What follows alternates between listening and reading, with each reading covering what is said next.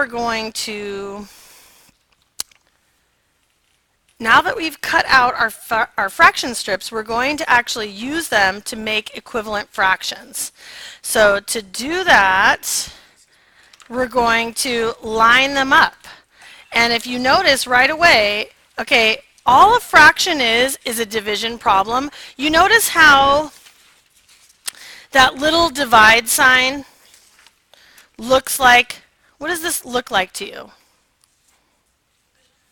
It actually is a little tiny mini fraction. So whenever you see this bar, all that means is divide, right? If I have one candy bar and somebody wants to split it in half with me, we're dividing it into two pieces, right? So how much do we each get? If I divide a candy bar into two pieces, how much do we each get? We each get half. 1 divided by 2 is half.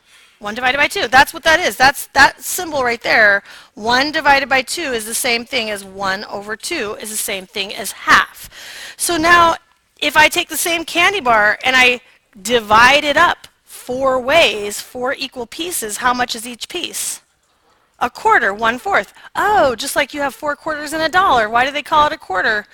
Because it's 1/4 of a dollar, right? Quarter, you get that word? Quart. Okay, so now if I have 1/2, how many quarters is it equal to? 1/2 is equal to 2 quarters. And you can actually see because they're lined up perfectly, aren't they? Okay, everybody stop whatever you're doing and just look up here. So we're going to do this together. Now 1/2 is equal to how many eighths? You see it? Yeah, 4 eighths. You can actually see they're lined up. They line up perfectly.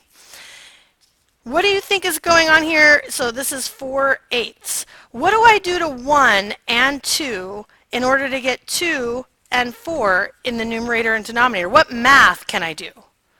Multiply. So we're multiplying by 2 over 2. 2 over 2 is the same thing as 1. Right? 2 over 2 is the same thing as 1. What do you all know your 1 times tables by heart? Oh, why? Why is it so easy? Anything by 1, anything multiplied by 1 is itself. So if I multiply the fraction by 1, the same number over itself, then I didn't change its value. This is what we call equivalent fractions. Right? Okay, so I want you to use your strips. Now, can I make halves into thirds?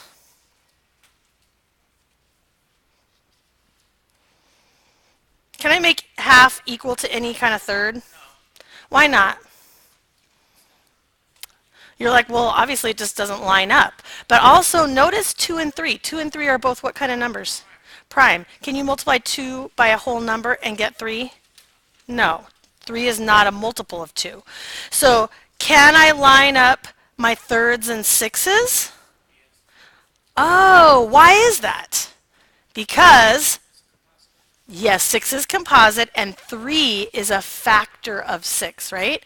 So 1/3 is equal to how many sixths? 2 sixths. And what did I do? What can I do mathematically to show that they're equal? What did I have to do to 1 to give me 2? Yeah. What if I had 2/3? If I block off the last third right here, if I have 2/3, how many sixths is that? 4 sixths. 2/3 is equal to 4 sixths. And we can actually see that I would have to still multiply by 2 over 2. 2 times 2 gives me 4. 2 times 3 gives me 6. So we're creating equivalent fractions, but the important thing is like I really think that people freeze up when it comes to fractions because we don't have a picture of what it looks like. So even if you're feeling a little like, oh, this is math and we're getting into this, but what you're actually doing when you visually see it, I think it should hopefully build a little bit of understanding that way. So as many equivalent fractions as you can find using your strips. Did you have a question? Yes. We're using 2 Well, actually, it just so happened I used 2 on both of these. I could, let's go for thirds and twelfths. Can I make thirds into twelfths?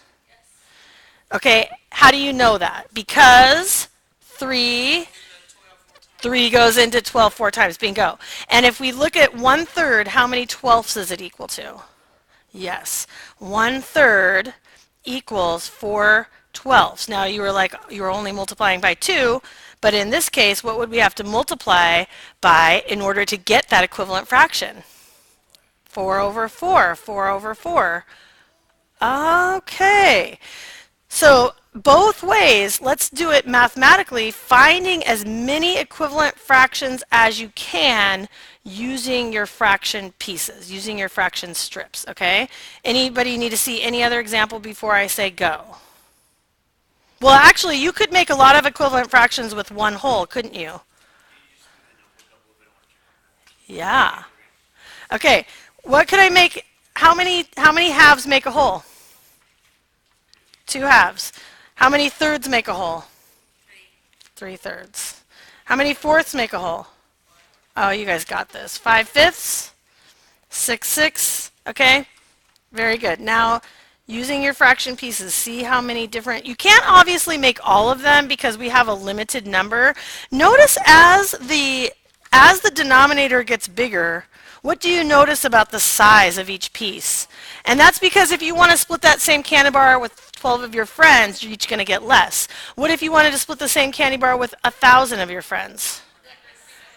You would have 1,000th, you would have a crumb left for yourself, okay? If we all got an equal amount, that is. Okay, so as the denominator gets bigger, you're dividing by a bigger number, your fraction gets smaller, right?